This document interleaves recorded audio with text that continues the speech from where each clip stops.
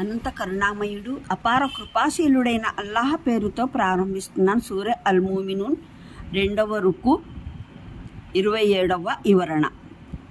స్వయంగా వారును తమ పరపతి పెంచడానికి, అధికారం నెలకొల్పుకోవడానికి వంచనాపూరితమైన వినాదాలు, బూటకపు సంస్కరణావాదనలు రేయింబవళ్ళు ప్రయోగిస్తుంటారు. అందువల్ల ఈ మోసం, వంచన అనేది వారి దృష్టిలో సహజమైంది. సంస్కరణ పేరు పలికి నిలబడటంలో ఎత్తుగడ, వంచన తప్ప ఎటువంటి సత్యత, చిత్తశుద్ధి ఉండవని, ఈ గుణాలతో ఎవరూ ఎన్నడూ దీని పేరు ఎత్తడం కూడా జరగదని, ఈ పేరెత్తేవారు ఎవరైనా సరే తప్పనిసరిగా తమ రాశికి చెందిన వారేనని వారు భావిస్తారు. విచిత్రం ఏమిటంటే సంస్కరణాభిలాషులకు వ్యతిరేకంగా ఇలా అధికార పిపాస నింద మోపేవారు ఎల్లప్పుడూ అధికారంలో ఉన్నవారు, వారి భట్రాజులు, వారి చెప్పులు మోసేవారు మాత్రమే. అంటే వారికో, వారి ఘనత వహించిన స్వాముల వారికో ప్రాప్తమై ఉన్న అధికారమైతే వారి ఆజన్మ హక్కు. దాన్ని సాధించడానికి, దాన్ని స్వాధీనంలో ఉంచుకోవడానికి వారు చేసే కుయత్నాలకు వారు ఎలాంటి నిందార్హులు కారు అన్నమాట. అయితే ఎవరికైతే ఈ ఆహార్యం అజన్మ హక్కు కాదో, మరెవరిలోనైతే వీరు ఆ ఆకలిని కనుగొంటున్నారో వారు తీవ్రంగా ఆక్షేపణీయులు. మరిన్ని వివరాలకు చూడండి పాత సూచిక 36. ఇక్కడ మరో విషయం కూడా బాగా అర్థం చేసుకోవాలి. కొనసాగుతున్న జీవన వ్యవస్థలోని చెడుగుల్ని దూరం చేయడానికి ఒక వ్యక్తి నిలబడినప్పుడు ఆ వ్యవస్థకు ప్రతిగా సంస్కరణాత్మకమైన మరో సిద్ధాంతాన్ని, మరో వ్యవస్థను ప్రతిపాదిస్తాడు. ఎట్టి పరిస్థితిలోనూ సంస్కరణా మార్గంలో అవాంతరాలుగా మారిన శక్తుల్ని ఆ వ్యక్తి అనివార్యంగా తొలగించే ప్రయత్నం చేస్తాడు. అలాగే సంస్కరణాత్మక సిద్ధాంతాన్ని, వ్యవస్థను ఆచరణాత్మకంగా అమలుపరచగలిగే శక్తుల్ని అనివార్యంగా అధికారంలోకి తెచ్చే ప్రయత్నము చేస్తాడు. ఇంకా ఇలాంటి వ్యక్తి ఇచ్చిన పిలుపు ఎప్పుడు విజయం సాధించినా దాని సహజ పరిణామం ఒక్కటే. ఆ వ్యక్తి జనుల అగ్రగామి నాయకుడుగా, మార్గదర్శిగా రూపొందుతాడు.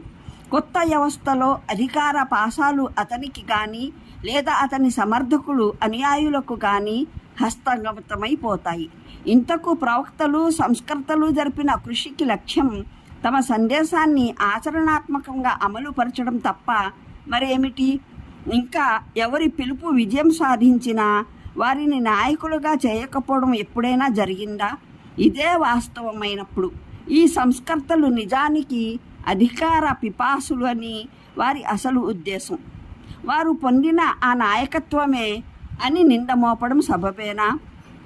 ఈ ప్రశ్నకు అవునన్న సమాధానం ఒక్క దుర్బుద్ధి గల సత్య విరోధి తప్ప మరెవ్వరూ ఇవ్వరు. వాస్తవానికి కేవలం అధికారం ఒక్కటే లక్ష్యం అవడంలోనూ, ఒక శుభలక్ష్యం కొరకు అది అవశ్యం అవడంలోనూ భూమ్య ఆకాశాల వ్యత్యాసం ఉంది. ఒక దొంగ చేతిలోని కత్తికి, ఒక డాక్టర్ చేతిలోని కత్తికి గల వ్యత్యాసమే ఇది కూడా. ఒక దొంగ అయినా, ఒక డాక్టర్ అయినా ఉభయులు సంకల్పితంగానే మానవ శరీరాన్ని చీల్చుతారని, ఫలితంగా ఉభయుల చేతికి ధనం దక్కుతుందని, అందువల్ల దొంగ అయినా డాక్టర్ అయినా ఒక్కటే అని ఎవరైనా అంటే అది కేవలం అతని మేధస్సు లేదా మనస్సులో గల లోపమే. లేకపోతే నిజానికి ఉభయుల సంకల్పం, ఆచరణ విధానం, ఇద్దరి శీల స్వభావాలలో ఎంతో వ్యత్యాసం ఉంటుంది. సాధారణ బుద్ధి గల ఏ వ్యక్తి కూడా దొంగను దొంగగా, డాక్టర్ను డాక్టర్గా అర్థం చేసుకోవడంలో ఎన్నడూ పొరపడలేదు. ఈ ఆయత్ ద్వారా ప్రబల నిదర్శన పూర్వకంగా తెలిసిందేమిటంటే నూహు జాతి పరమప్రభు అల్లాహ్ ఉనికిని తిరస్కరించేది కాదు. ఆయనే సకల లోక ప్రభు అని, దైవదూతలందరూ ఆయన ఆజ్ఞాబద్ధులన్న మాటను కూడా తిరస్కరించేది కాదు. ఆ జాతిలోనై ఉన్న అసలు మార్గవిహీనత బహుదైవారాధనే, కానీ దైవ తిరస్కారం కాదు. అది దేవుని గుణగణాలు, లక్షణాలు, అధికారాలలోనూ ఆయన హక్కుల్లోనూ ఇతరుల్ని ఆయనకు సహవర్తులుగా ఎంచేది. అంటే ఈ తిరస్కారానికి నా పక్షాన ప్రతీకారం తీర్చుకో. మరో చోట ఇలా ప్రవచించబడింది కాగా నూహు తన ప్రభువుకు మొరపెట్టుకున్నాడు, నేను పరాధీనుడిని అయ్యాను, ఇక నీవే వీరిపైన ప్రతీకారం తీర్చుకోవాలి అని. అల్-ఖమర్ సూరా 10వ ఆయత్. నూహు సూరాలో ఇలా సెలవీయబడింది. మరి నూహు అన్నాడు, నా ప్రభు, ఈ భూమిలో తిరస్కారుల్లోని ఒక వ్యక్తి కూడా నివసించేందుకు వదిలిపెట్టకు. ఒకవేళ నీవు వీరిని వదిలిపెట్టావంటే వీరు నీ దాసుల్ని దారి తప్పిస్తారు. వారి సంతతిలో దుర్వర్తనులైన సత్య తిరస్కారులే పుడతారు. నూహు సూరా 26వ ఆయత్. కొందరు తన్నూర్ కుంపటి అంటే భూమి అని భావించారు.